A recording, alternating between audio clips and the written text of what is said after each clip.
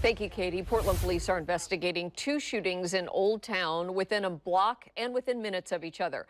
Police tell us officers were patrolling on West Burnside when they heard gunshots. They found an injured man at West Burnside and 4th.